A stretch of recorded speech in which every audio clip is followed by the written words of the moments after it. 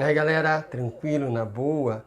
Hoje a minha conversa, ela deveria estar no meu outro blog.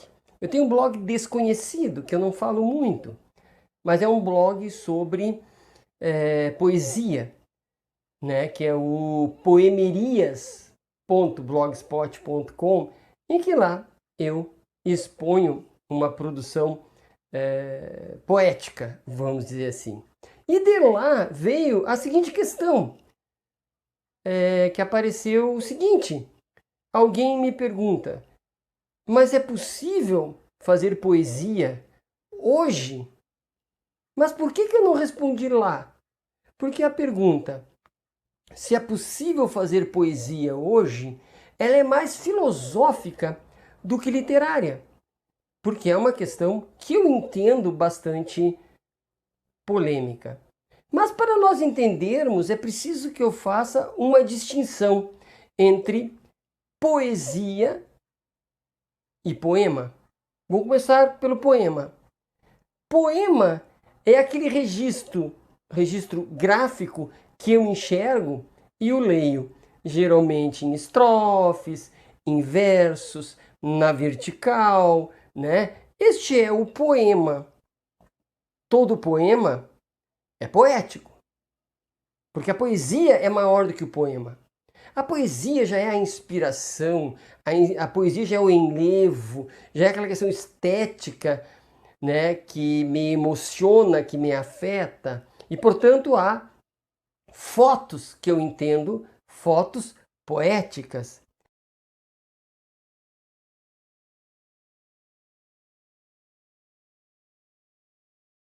Existem músicas, mesmo sem letra, música, que eu sinto uma poesia naqueles acordes. Por quê? Porque a poesia, ela é ontológica. Após nós, humanos, adquirirmos a linguagem, né, nos apaixonamos pelo belo. Então a poesia é o belo, né? E o poema é a manifestação escrita, né, forçando um pouco da poesia. Então a poesia é muito maior.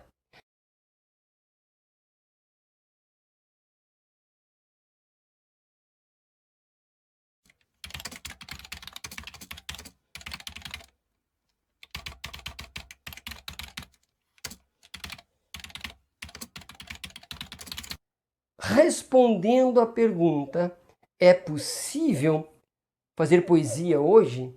É possível poetar hoje? Bem, primeiro eu vou pensar que a poesia, lato sensu, né, ela está aí. Né? Portanto, a pergunta, eu entendo, que é ao escrever. Portanto, o poema, né? Seria a pergunta, o poema é possível hoje? E eu diria que sim, o poema é possível hoje. Mas eu quero alertar para a liberdade de quem faz o poema, a liberdade do poeta, que está sendo cerceada pela conjuntura. E eu não estou dizendo a conjuntura apenas política. Eu quero aprofundar um pouco mais. Vejamos que essas reflexões que eu vou fazer não se referem a uma poesia bonita, a um poema bonito ou poema feio, o poema melhor e o poema pior. Eu vou me manifestar pela liberdade do poeta. Percebem? A quantidade, o quantum de liberdade. Então, percebamos que podemos ampliar a liberdade e reduzir a liberdade no poema. Porque o poema, como eu disse, é um registro, né? E é um registro escrito. Portanto, eu vou dizer que mais livre para escolher é o sujeito que tem algum domínio, e aí vem a propaganda aqui, ó, né, deste livrinho, né? Que aqui o dicionário, como representando a língua culta, a língua formal. E antes que me chamem de conservador, eu preciso dizer por quê eu aponto para a língua formal. Vejo, se eu sou um sujeito, como eu sou um gaúcho, que só tenho contato com a linguagem, com a cultura do meu povo, da minha região, do meu local, e, portanto, eu desenvolvo um poema com uma linguagem adequada somente a este povo, a esta cultura. Esse poema, ele é belíssimo, pode ser fantástico. Entretanto, ele está vinculado a um determinado local, né? Fica muito difícil alguém de outro local do Brasil entender a regionalidade. Agora, eu posso ser um sujeito aqui do Rio Grande do Sul, né? Extremamente apaixonado pelas minhas questões culturais, mas também eu tenho o domínio da língua culta.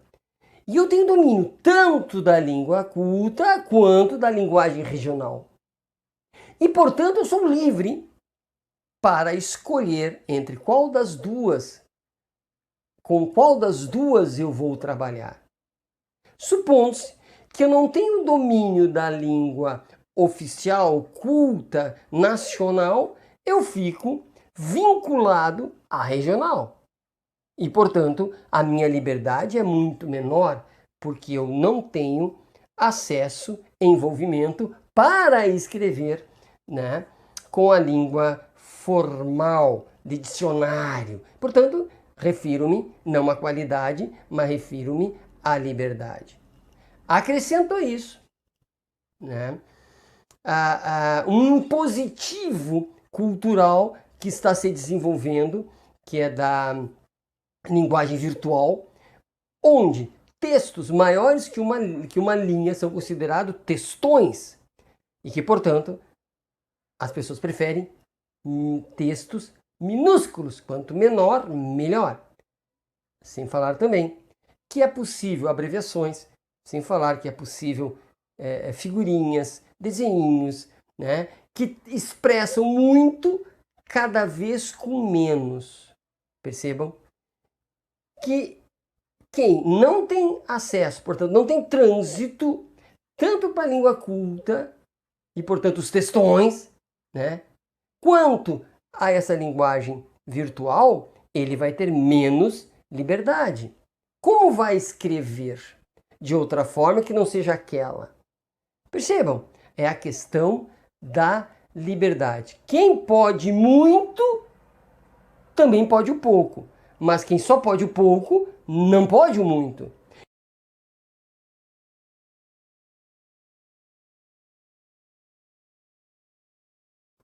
Eu, supondo-se que eu me sinta um escritor de poemas, eu preciso ter a liberdade de compreender outros poemas.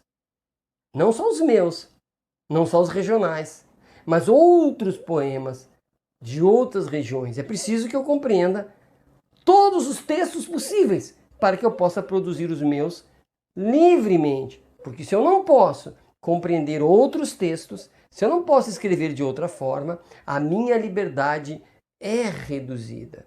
Portanto, para responder à pergunta lá do Poemerias, lá do outro blog, eu preciso dizer que sim, é possível escrever hoje, né? Poemas. Mas eu desconfio que a liberdade para escrever está sendo reduzida, não só pelo discurso de ódio, não só pelas ideologias, não só pela má fé das pessoas que tentam teclar, né? Mas também pela oferta cada vez menor de acesso à língua culta, à língua diversificada, no sentido de diversos textos, diversas formas de escrita. Quem sabe, se for possível ter acesso aos países lusófonos, né, para que possamos ter contato com outras possibilidades, inclusive não só brasileiras, do uso da língua pátria.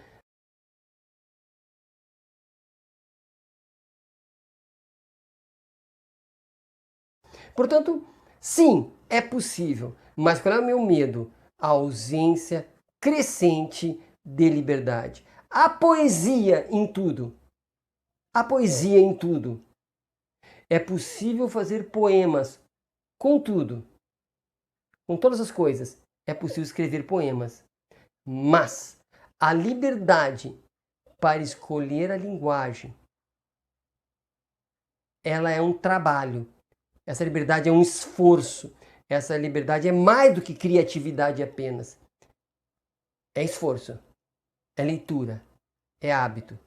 É forçar o Estado a trabalhar mais a literatura, trabalhar mais a redação, trabalhar mais as mais diversas formas de expressão escrita, para que possamos, após ou durante a vivência da escrita, livres, escolhermos o poema. Portanto, a questão aqui não é se pode ou não poetar, mas com qual liberdade, com o tanto de liberdade que temos de escolha. Abraço e até a próxima.